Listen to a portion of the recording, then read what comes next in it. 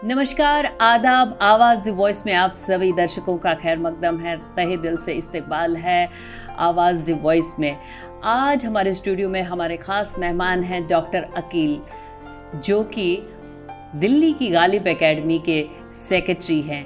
इनसे हम बातचीत करेंगे, जानेंगे कि अदबी दुनिया में इनका कितना योगदान है और भी बात करेंगे। सबसे पहले इनका स्वागत करेंगे। खैर मकदम है आपका, तहे दिल से इस्तकबाल है। आज आपने वक्त निकाला, आप हमारे स्टूडियो में आए, बहुत बहुत स्वागत है। शुक्रिया अंजलि जी, आपने यहाँ बुलाया और हमें तो आना ही था। बहुत बहुत शुक्रिया जी। डॉक्टर अकील साहब, क्योंकि आप गालिब एकेडमी के सेक्रेटरी हैं आजकल और दिल्ली में गालिब का नाम, तो कुछ गालिब एकेडमी के बारे में बताइए कि गालिब एकेडमी क्या है, लोग वहाँ देखने आते हैं, कितने लोग आते हैं, और गालिब एकेडमी में मुशायरे तो होते ही हैं, बट गालिब एकेडमी है क्या? दिल्ली में गालिब नहीं, दुनिया में गालिब, ये कहना चाहिए जी। अगर 5 शायरों का नाम लिया जाएगा जी तो उनमें मिर्ज़ा असदुल्लाह खां गालिब का भी नाम होगा। ज़रूर। शेक्सपियर का लाभ लेंगे तो मिल्टन का है, और जो भी हैं 4-5 शायर जो दुनिया के हैं, उनमें गालिब एक बड़ा नाम है। जी। और उर्दू का तो सबसे बड़ा ही है। हिंदुस्तानी ज़बानों में गालिब सबसे पर गालिब है, तो ये गालिब तो गालिब है। अब ये गालिब एकेडमी की जहाँ तक बात है, गालिब के नाम से बनी है, गालिब को हाईलाइट करने के लिए बनी है।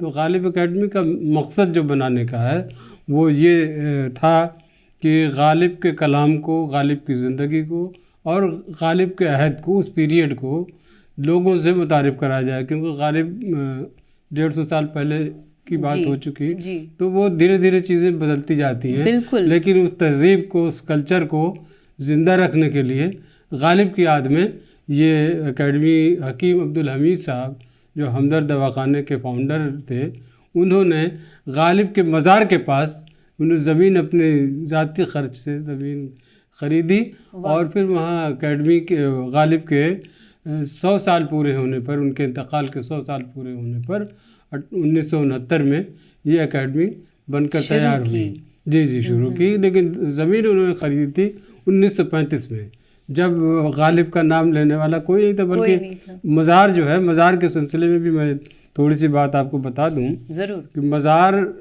गालिब रहते थे पुरानी दिल्ली में, पैदा हुए थे आगरे में। वो उनकी ससुराल है यहाँ पे। 13 साल की उम्र में उनकी शादी हो गई तो दिल्ली आ गए, तो रहते वहीं बल्ली महारान के आसपास रहते थे। कभी घर नहीं बनाया, कभी किताब नहीं खरीदी, किताब भी जो किराए की ला के थे, शेर लिखा भी नहीं। और जो है वो घर जो है किराए का था उनका। तो अच्छा, उस ज़माने में ये था कि लोग जब दफनाए जाते थे तो अपने बड़े लोग जो अपने ज़ाती कब्रिस्तान में दफन होते थे। उनका अपना होता तो गालिब का अपना कोई नहीं था यहाँ पे, अपनी ज़मीन नहीं थी, आगरे में थी। तो उन्होंने ये ख्वाहिश जाहिर की थी कि हमारे इंतकाल के बाद हमारे ससुराली कब्रिस्तान में दफनाया जाए। तो वो निज़ामुद्दीन में था, जो जहाँ गालिब एकेडमी बनी है, उसके साथ ही उनके ससुराल का कब्रिस्तान, ख़ानदान लोहारू में उनकी शादी हुई थी, तो वहाँ पे जो है उनका कब्रिस्तान था। तो वहीं लाके, वहाँ पुरानी दिल्ली से निज़ामुद्दीन लाके उनको दफनाया गया। वहीं उनकी कब्र के साथ उनकी बेगम उमराव बेगम की कब्र है, उनके फादर इन लॉ इलाही बख्श मारूफ की कब्र है, ज़ैनुल आबदीन की कब्र है। जी।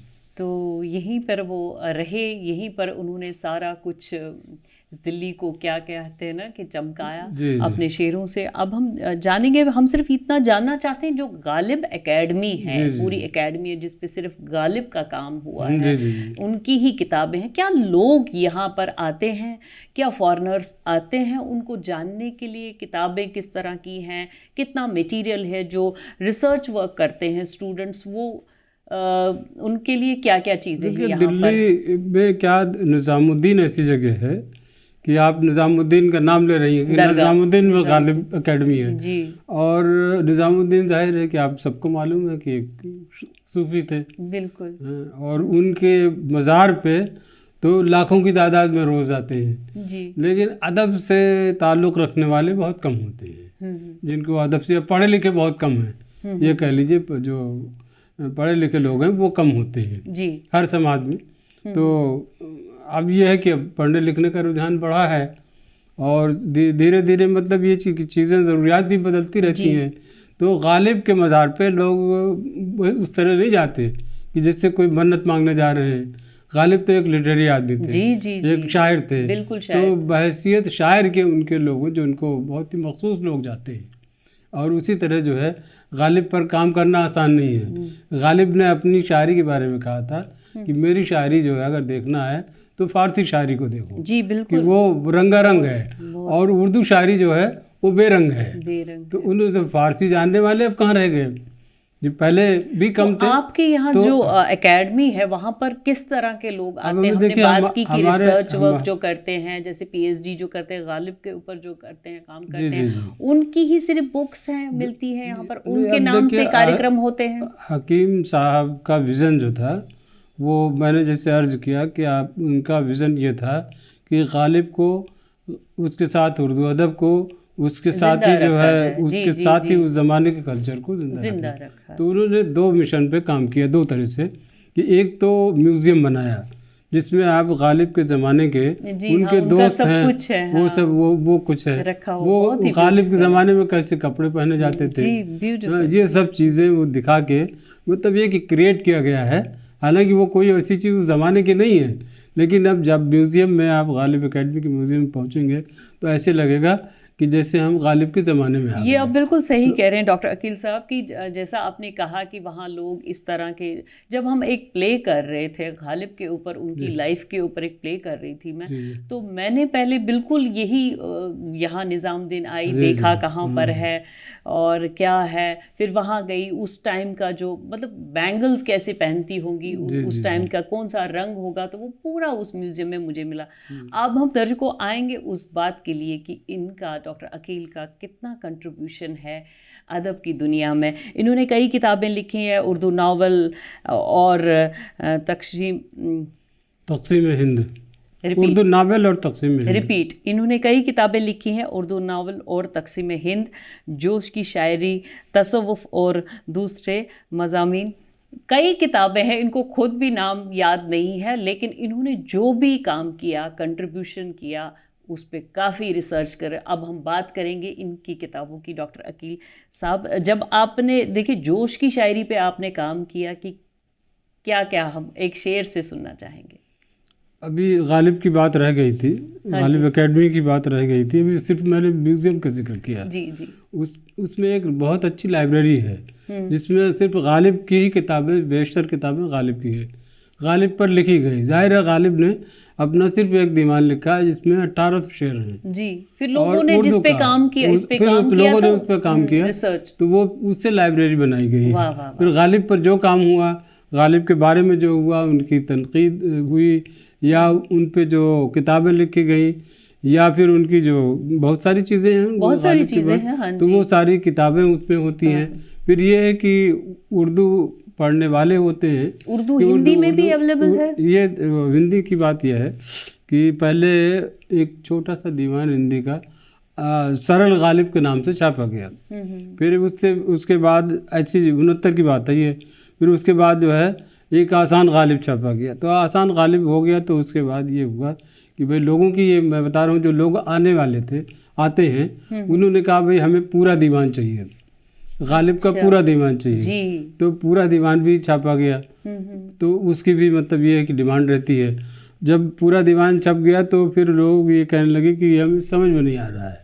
حالانکہ اس پہ فٹ نوٹ بھی لکھ دیا گیا, معنی لکھ دیے گئے, لیکن وہ اس پہ وہ ناکافی تھا.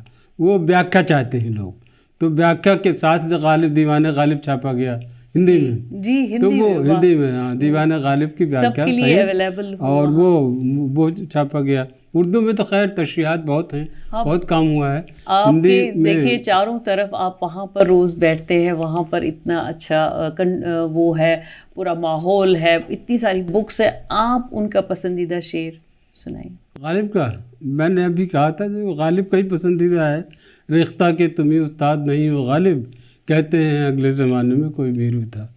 مومن کے بارے میں انہوں نے کہا تھا کہ ایک شعر کہا تھا کہ तुम मेरे पास होते हो गोया जब कोई दूसरा नहीं होता। मोमिन ने ये उनका शेर है मोमिन का, लेकिन गालिब ने कहा था कि ये शेर मुझे दे दो और मेरा ले लो, मेरा पूरा दीवान ले लो। तो गालिब के यहाँ दो चीज़ें हैं, एक तो बहुत आसान है, जैसे मैंने जो शेर पढ़ा ये बहुत आसान है कि मैं ही उस्ताद नहीं हूँ, अगले मुझसे पहले मीर भी थे जी, तो मीर का भी एतराफ़ किया उन्होंने और अपने आप को तो माना ही कि रिश्ता की तुम्हें उस्ताद नहीं हो गालिब, अगले ज़माने में कोई मीर भी था। तो अपने को तो वो मान ही रहे हैं, मीर को भी वो तस्लीम कर रहे हैं कि मीर भी बड़ा शायर था। अब देखिए गालिब का ये शेर तो आपको समझ में आ गया, लेकिन मैं एक शेर पढ़ रहा हूँ जो गालिब का पहला शेर है उनके दीवान में। नक्श फरियादी है किसकी शौक़ी तहरीर का, कागज़ी है पैरहन हर पै करे तस्वीर का। तो अब ये जो है आपके दिमाग से ऊपर जाएगा, नहीं समझ में आएगा। तो ये सब इस तरह की शायरी भी है, तो जिसको समझने के लिए पूरा मतलब आपको ये जो पर्शियन कल्चर है, फारसी ज़बान है, उसको भी समझने की ज़रूरत होती है। तो ये दो चीज़ें हैं वो गालिब के यहाँ, सिर्फ तो आसान भी है और मुश्किल भी है। आपने जो अपनी किताब लिखी है 1947 में जो कंट्रीब्यूशन था वहाँ उस टाइम के राइटर्स का, पोइट्स का, उस बारे में बताइए, उस किताब के बारे में बताइए। देखिए ये किताब हमारा जो एक तरह का रिसर्च वर्क है, एमफिल में हमने किया था, फिर उसे डेवलप किया कि उर्दू नावल पर और उर्दू नावल और तक़सीम हिंद। तो ये वैसे मैंने किया था उर्दू नावल पर तक़सीम हिंद के असरात, और दो जो नावल निगार थे उस ज़माने के जिनके यहाँ चीज़ें हैं, क़ुर्रतुल ऐन हैदर और काजी अब्दुल सत्तार की नावलों की रोशनी में। फिर हमने उसको वो डेवलप किया, कृष्णचंद्र को भी लिया उसमें। अच्छा जी, उसमें जो है वो रामानंद सागर को भी लिया, अच्छा, जिन्होंने रामायण पे हाँ, और ये खदीजा मस्तूर को लिया। तो इन सब के उससे हवाले से वो लिखा है। अब देखिए कि आप जैसे तारीख़ की बात कर रही हैं, तारीख़ बहुत लंबा सब्जेक्ट है, बिल्कुल बहुत। अगर इसको हम तक़सीम क्यों हुई, हिंदुस्तान का बंटवारा क्यों हुआ, तो इसके बहुत सारे असबाब हैं। अगर आप 47 नहीं बल्कि 1857 जाना पड़ेगा आपको, तब की बात करनी पड़ेगी, तब से लेकर बिल्कुल तब से ही तो शुरुआत हुई। जब से शुरुआत उस वक्त जो है 1857 को लोग गदर कहते हैं, लेकिन गदर नहीं हुआ बल्कि हिंदुस्तान की आज़ादी की पहली लड़ाई थी, जिसमें पूरा हिंदुस्तान एक था, सब मिलकर लड़े थे। उसके बाद जब फिर अंग्रेज़ों का मन दखल शुरू हुआ तो फिर अच्छा देखिए यहाँ पर आपने उनके बारे में लिखा जिनका कंट्रीब्यूशन था 1947 से, तो आपने कहा कि 1857 से ये बिल्कुल जो था रिसर्च वर्क लेना पड़ा।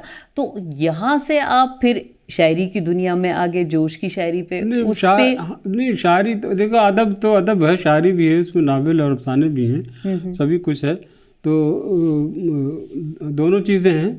हमारा तो मैं शायर नहीं हूँ जी, और ना तो यही तो मैं जानना चाहूँगी कि आपने इतना अच्छा रिसर्च वर्क करके। हाँ, तो उसके बाद भी मैंने उनको एक उनकी शायरी हमारे दोस्त हैं दूरदर्शन में प्रोग्राम एग्जीक्यूटिव थे, बल्कि ये बज़्म जो आता था वो उसके डायरेक्टर थे, तो वो अफसाना निगार थे। उनके अफसानों पर मैंने लिखा, उनके अफसाने कुछ ख़ास इकट्ठा किए, उसको एनालाइज़ किया, और फिर अंजुम उस्मानी और उनके अफसाने के नाम से भी किताब है मेरी। तो वो सब करते रहते हैं कुछ न कुछ, जैसे हमने तसव्वुफ़ पर भी किया, जोश की शायरी पर भी किया। जोश की शायरी जो हैं बहुत इनकलाबी शायर थे। अच्छा, तो जी, मिला जो मौका तो रोक दूंगा रोज़े हिसाब तेरा, पढ़ूंगा रहमत का वो कसीदा कि हंस पड़ेगा अताब तेरा। वाह वाह। तो ये उनकी शायरी असल में जोश को ज़बान का शायर कहा जाता है, अच्छा, इनकलाब का शायर कहा जाता है, बिल्कुल रूमानियत का शायर कहा जाता है। तो जोश के यहाँ इतनी वैरायटी है, बहुत सारे हैं उनके, मरसिए भी उन्होंने लिखे हैं। हाँ जी। तो जोश यकीनन बहुत बड़े शायर थे, लेकिन अब अलमिया क्या है यहाँ पर वो, अब ये देखिए अब हिंदुस्तान पाकिस्तान यहाँ भी आ जाता है कि वो जो 1947 में वो आजकल गवर्नमेंट का जो रिसाला है, मैगज़ीन है, उर्दू में भी निकलता है, हिंदी में अब भी है, तो उसके एडिटर बना दिए गए थे जोश साहब। तो अच्छा, उन्होंने ये कहा भाई हम यहाँ रहेंगे तो हमारे बच्चों की جو زبان جو ہے خراب ہو جائے گی اور جو وہ ہوگا. پھر وہ پاکستان چلے گئے. جی پاکستان چلے گئے. پھر وہاں کیا رہا کیا نہیں, وہاں سے بھی وہ خوش نہیں رہے کہ ان کو وہ جو چیزیں جس چیز کے لیے گئے تھے وہ چیز نہیں ملی. بھائی اردو جو ہے وہ ہندوستان میں پیدا ہوئی, بالکل پاکستان کے کسی حصے کی زبان اردو نہیں ہے. بھائی پنجابی ہے, پنجابی کلچر وہاں کراچی میں سندھی ہے, سندھ میں سندھی ہے, سندھ میں سندھی, اور صوبہ سرحد میں جو ہے وہ دوسری زبان وہ پشتو ہے. تو ڈاکٹر عقیل صاحب ادب پہ بات چیت ہو رہی ہے, اس کا کنٹریبیوشن پہ بات چیت ہو رہی ہے, باتیں تو ختم ہی نہیں ہوں گی, اور ہم ڈاکٹر عقیل سے یہ جانیں گے کہ ایک کچھ خاص بات جو آپ نے ریسرچ ورک کے دوران جانی اور آج کل کے نوجوانوں کو, آج کل کی جو ہماری یہ ہے دلی ہے یا بھارت ہے, پورا دیش جو ہے وہاں سے لوگ آتے ہیں کیونکہ غالب کا اتنا بڑا نام ہے, اور تو کتنے لوگ آتے ہیں؟ تعداد تو نہیں بتائی جا سکتی کیونکہ وہ ڈیلی کا پروسیس ہے نا, تو روز لوگ آتے ہیں, لیکن مشاعرہ ہوتا ہے تو بہت زیادہ لوگ آتے ہیں. اچھا, ہال بھر جاتا ہے. جی اور کوئی فنکشن ہوتا ہے جیسے اب لٹریری جیسے ہم لوگ بات کر رہے ہیں, بک ریلیز کی, بک ریلیز ہے تو بک ریلیز سے تعلق سے آ جاتے ہیں. لیکن جو خالص ادبی کہیے پروگرام, جس سیمینار کہیے, تو اس میں جو متعلقہ لوگ ہی آتے ہیں, جو جن کا کام ہوتا ہے, جو ریسرچ کر رہے ہیں وہی لوگ آتے ہیں. اچھا, تو اس طرح کے ڈفرینٹ لوگ آتے ہیں. تو وہاں ٹیچنگ بھی ہوتی ہے, کیا کلاسز بھی ہوتی ہیں؟ اردو کی سب سے بڑا مسئلہ جو ہے اس وقت اردو کے ساتھ کہ اردو اسکرپٹ لوگوں کو جو ہے وہ نہیں آتی ہے. زیادہ تر لوگوں کو پائی جاتی ہے, لیکن یہ کہ زیادہ وہ غالب کے سلسلے میں جو بات ہے, میں نے جو بتایا نا پہلے اردو میں تو دیوان تھا ہی, پرشین لینگویج کی وجہ سے اس کو ساری شاعری تو اصلی اسی ہاں, لیکن وہ جو غالب کا اردو کا دیوان تھا وہ بھی جو ہے ہندی میں لوگ مانگنے لگے, ہندی میں پڑھنے لگے. تو یعنی کہ یہ بات ہے لوگوں کو, صرف لینگویج کی بات ہے, آج کل سب کچھ اویلیبل ہے. دیکھیے اردو اور ہندی میں کوئی بول چال میں ہم جو آپ بات کر رہے ہیں, اس کو ہم ناگری میں لکھ لیں تو ہندی ہے, اردو میں اردو رسم الخط میں لکھ لیں تو اردو ہے. تو لینگویج اسپوکن لینگویج میں کوئی فرق نہیں ہے. لیکن جب تک ہم اسکرپٹ نہیں سیکھیں گے, جب تک دیکھو اردو اسکرپٹ سیکھنے سے آپ کے ذہن کھل جاتا ہے, آپ کو بہت بڑا جو ہے لٹریچر کا, ادب کا بھنڈار مل جاتا ہے. جی, یہ آج کل کی جو نوجوان ہیں وہ ہر طرح کا مطلب کلچر کو جاننے کے لیے, لینگویج کو جاننے کے لیے بہت ضروری ہے کہ اردو ہندی سب زبانیں سیکھیں. اب ہم چلتے چلتے ڈاکٹر عقیل صاحب کا شکریہ ادا تو کریں گے ہی, ہم چاہیں گے کہ وہ کچھ چند شعر ہمیں سنائیں. شعر تو میں نہیں سنا سکتا کیونکہ شاعر نہیں ہوں. کچھ بھی جوش آپ کا, غالب صاحب کا, جو بھی آپ کو یاد ہے ریسرچ ورک کے دوران. ریسرچ ورک کے ریسرچ تو ختم ہوتا نہیں ہے, لیکن میں نے جیسے آپ کو سنایا تھا ابھی, نقش فریادی ہے کس کی, شوخی تحریر کا, کاغذی ہے پیرہن ہر پہ کرے تصویر کا, کعبے سخت جانی ہائے تنہائی نہ پوچھ, صبح کرنا شام کا لانا ہے جوئے شیر کا, آگہی دامے شنیدن جس قدر چاہے بچھائے, مدعا ان کا ہے اپنے عالمی تقریر کا. تو یہ جو غالب ہے یہ مشکل ہے لیکن آسان بھی ہے. ابن مریم ہوا کرے کوئی, میرے دکھ کی دوا کرے کوئی. تو یہ سب عشق نے غالب نکما کر دیا, ورنہ ہم بھی آدمی تھے کام کے. تو اس طرح کے بہت شعر ہیں جو آپ کو آسان بھی مل جائیں گے, مشکل بھی مل جائیں گے. اور میں شاعر نہیں ہوں تو میرا کوئی شعر نہیں ہے. بہت بہت شکریہ ڈاکٹر عقیل صاحب, آپ کا یہاں آنے پر بہت اچھا لگا, آپ سے باتیں کی, اور آپ کا اتنا کنٹریبیوشن ہے, اتنی بکس ہے آپ کی, بہت بہت شکریہ, بہت بہت شکریہ. بہت بہت شکریہ. بک تو ہے کہ اس میں بات بھی نہیں ہوئی, بہت ساری کتابیں جنہیں میں تصوف کا ذکر کیا وہ نہیں ہوا, اور بھی کتابیں ہیں, لیکن بہت بہت شکریہ آپ نے بلایا. تصوف اور دوسرے مضامین میں اس میں کیا ہے؟ اس میں ڈفرینٹ مضامین ہیں. اس میں غالب پر بھی مضمون ہے, بہادر شاہ ظفر پہ بھی ہیں, مومن پر بھی ہے. مومن پر بھی ہماری الگ سے کتاب ہے, مومن کی غزلیات, مومن کا تجزیہ.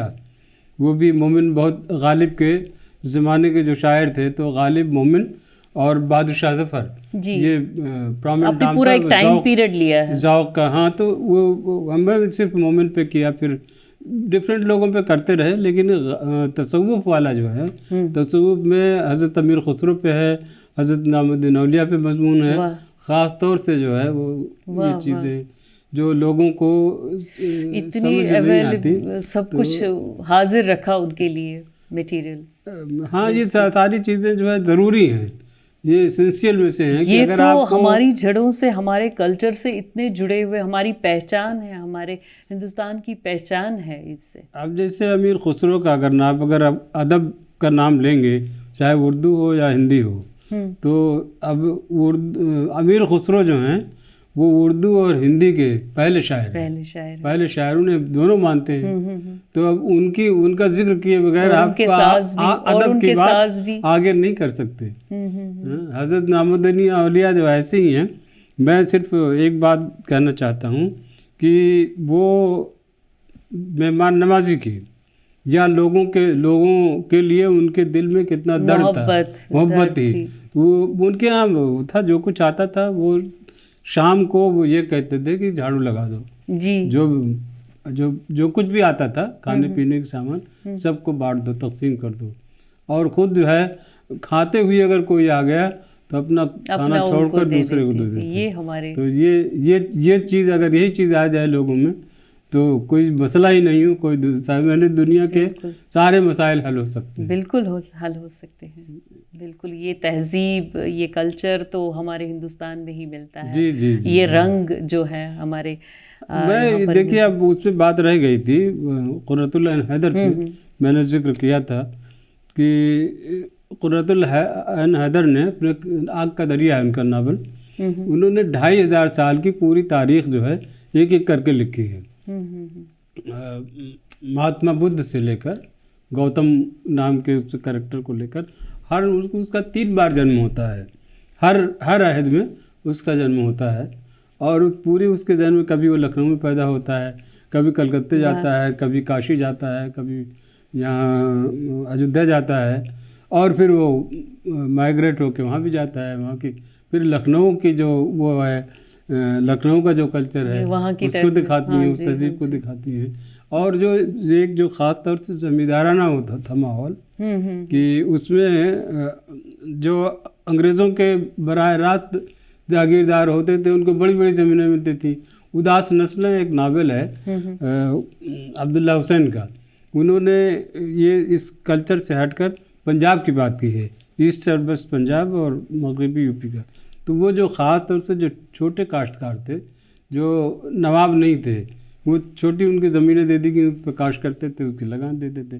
ان مسائل کو انہوں نے پیش کیا ہے, انہوں نے پیش کیا, اس میں دکھا جو دکھتا تھا نا, جو پرابلمز دکھتی تھی اسی کو پھر اسی کو, بلکہ جو یہ داستان, یہ ناول جو ہے, کہانیاں جو ہوتی ہیں اصل میں کہانی ہوتی ہے, اصل ہوتی ہے, لیکن اس کو فکشن بنایا جاتا ہے, فکشن بنایا جاتا ہے. تو ان کو ادب پڑھنے سے ہمیں تاریخ بھی ملتی ہے, بلکہ ان کے ہاں قرۃ العین حیدر کے ہاں تو بہت ہے وہ تاریخی شعور جسے کہتے ہیں, تو وہ اس میں ان کے ناول میں وہ بھی ہے. آپ سے تو بالکل سمندر ہے.